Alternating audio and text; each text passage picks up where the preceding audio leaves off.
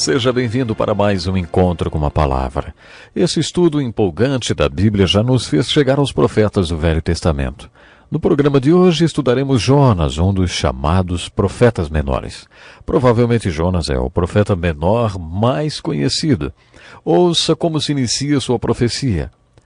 A palavra do Senhor veio a Jonas, filho de Amitai, com esta ordem: vá depressa à grande cidade de Nínive e pregue contra ela, porque a sua maldade subiu até a minha presença. Mas Jonas fugiu da presença do Senhor, dirigindo-se para Tarsis. Desceu à cidade de Jope, onde encontrou um navio que se destinava àquele porto. Depois de pagar a passagem, embarcou para Tarsis para fugir do Senhor. O Senhor, porém, fez soprar um forte vento sobre o mar e caiu uma tempestade tão violenta que o barco ameaçava arrebentar-se. Todos os marinheiros ficaram com medo e cada um clamava ao seu próprio Deus. E atiraram as cargas ao mar para tornar o navio mais leve. Enquanto isso, Jonas, que tinha descido ao porão e se deitara, dormia profundamente.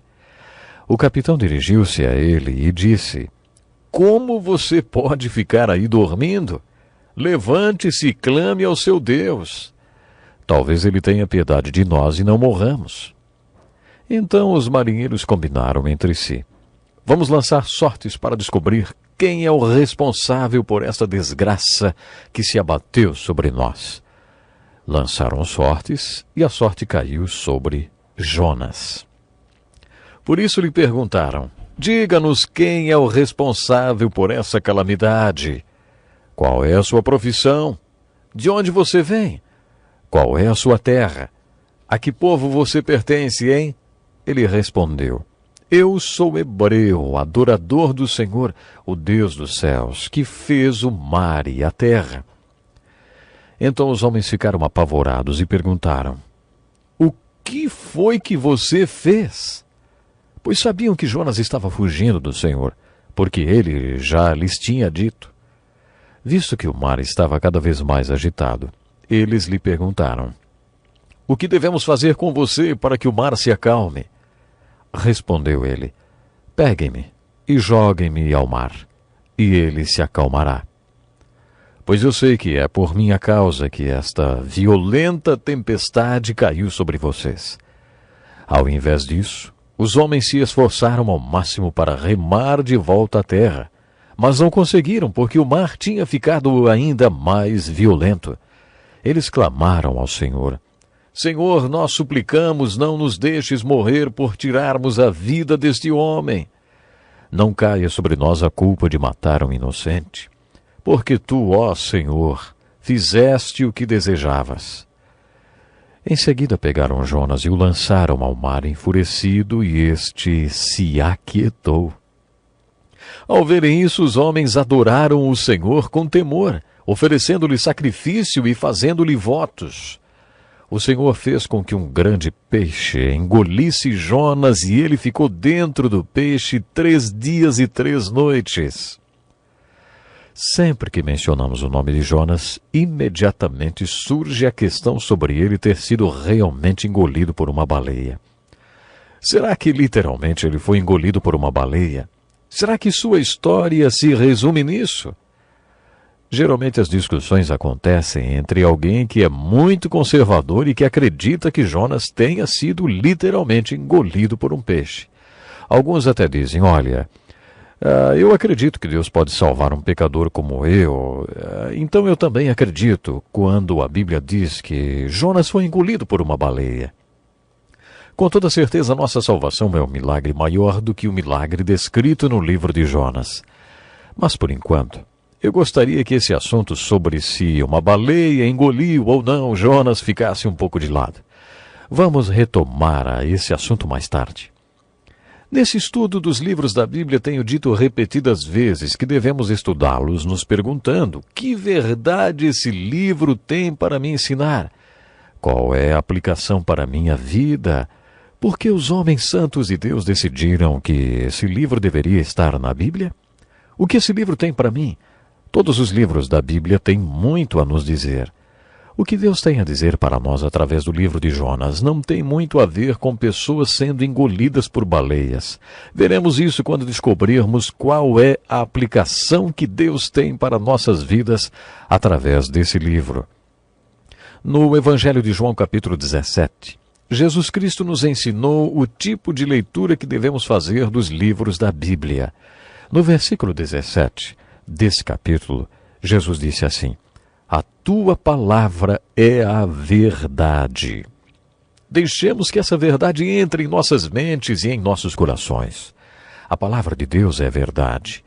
Também em João, no capítulo 7, versículo 17, quando o povo perguntou a Jesus como eles poderiam saber que seu ensino não era mais um ensino de mais um rabino, mas a palavra de Deus, como ele dizia que era, Jesus respondeu: "Se alguém decidir fazer a vontade de Deus, descobrirá se o meu ensino vem de Deus ou se falo por mim mesmo."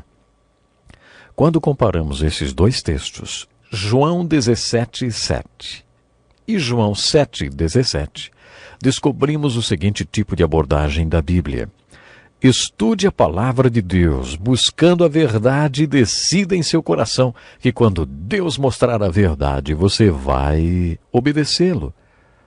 De acordo com Jesus, é essa forma que mostraremos que a palavra de Deus é a palavra de Deus inspirada.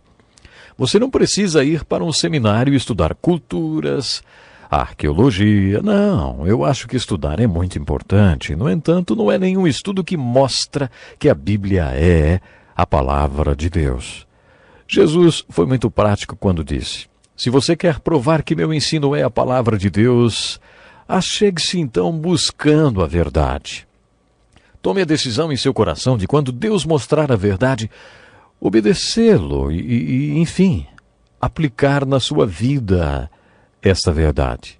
Jesus afirmou que a aplicação da verdade será seguida da certeza absoluta de que o seu ensino é verdadeiro e é a palavra de Deus. É assim que devemos estudar todos os livros da Bíblia. E é assim que eu gostaria de iniciar o estudo do livro de Jonas. Procure a verdade no livro de Jonas. Tome a decisão de aplicar a verdade quando Deus a revelar. Se você começar a estudar o livro de Jonas com essa atitude, terminará com a certeza de que ele é a palavra de Deus. Qual é a mensagem do livro de Jonas, hein? Bom, esse livro é um dos que se inicia sem qualquer dado que nos localize historicamente. Lembra-se que quando iniciamos o estudo dos livros proféticos, dissemos que estaríamos vendo a queda de 4 cidades. As 4 cidades que caem nesse período da história dos hebreus são as seguintes: Samaria, a capital do reino do norte de Israel, tomada pelos assírios; Jerusalém, capital do reino do sul de Judá, tomada pelos babilônios. As outras 2 cidades que caem durante esse período abordado pelos profetas menores são as capitais de seus inimigos: Babilônia, a capital do inimigo do reino do sul, e Nínive, capital da Assíria, cujo povo era inimigo do reino do norte. No livro de Naum, veremos a queda de Nínive. As profecias de Naum proclamam a destruição da cidade de Nínive. Essa cidade foi absolutamente destruída quando o julgamento de Deus caiu sobre ela. Provavelmente o ministério de Jonas foi anterior ao de Naum, cerca de 130 anos. Portanto, 130 anos antes de sua destruição, Jonas foi comissionado por Deus para ir para Nínive e pregar arrependimento a esse povo. A mensagem de Jonas, a mensagem que ele pregava, era que o julgamento de Deus estava chegando. Entretanto, nessa mensagem havia a promessa de que esse julgamento seria desviado se o povo se arrependesse. Jonas realmente conhecia a Deus. Ele sabia como Deus é. Jonas conhecia o caráter de Deus. E quando Deus o comissionou para ir a Nínive e pregar o arrependimento para o seu povo, Jonas quis e esperou que Nínive fosse destruída pelo julgamento de Deus. Mas ele sabia que se a cidade se arrependesse, não seria destruída. Ele cria que Deus podia fazer com que eles se arrependessem. No final da história de Jonas, a cidade de Nínive é descrita como tendo 120.000 pessoas que não sabiam nem distinguir a mão direita da esquerda. Alguns estudiosos acreditam que esses 120.000 habitantes eram todos crianças. A população de Nínive era provavelmente de 1 ou 2 milhões de pessoas. Nínive era uma cidade grande. Essa cidade assemelhava-se à Babilônia. Quando estudarmos o profeta Naum, veremos um pouco mais sobre ela. Você está lembrado que no estudo do livro de Daniel, fizemos uma descrição da cidade da Babilônia? Os assírios e os cidadãos de Nínive tinham uma crueldade sem comparação. As atrocidades cometidas pelos assírios não têm precedentes na história. Eles literalmente tiravam a pele dos cativos vivos, enfiavam um anzol no nariz dos prisioneiros e os conduziam para o cativeiro puxando-os a cavalo.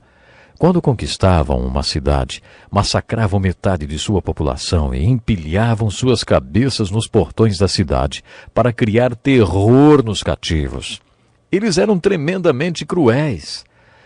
É no meio de toda essa crueldade que Deus faz brilhar uma de suas mais belas joias, assim como a mensagem de Oséias, a mensagem de Jonas, ressalta o amor de Deus. O livro de Jonas fala de um profeta chamado por Deus para ir pregar o arrependimento e a salvação para os seus inimigos. Ele não queria ir porque sabia que o povo seria salvo. Deus chamou Jonas para pregar para os seus inimigos. E Jonas conhecia Deus. A mensagem do livro de Jonas é: ame seus inimigos. Por isso ele estava fugindo. Jonas sabia que se fosse pregar e o povo se arrependesse, Deus perdoaria, porque assim é Deus. Deus é amor. Ele sempre será um Deus de amor. Nós vamos ter que ficar por aqui hoje. É uma pena, não? Mas no próximo estudo vamos continuar com o livro de Jonas. Até lá, então. Este é um estudo escrito pelo Dr. Dick Woodward, na voz do pastor Edson Bruno.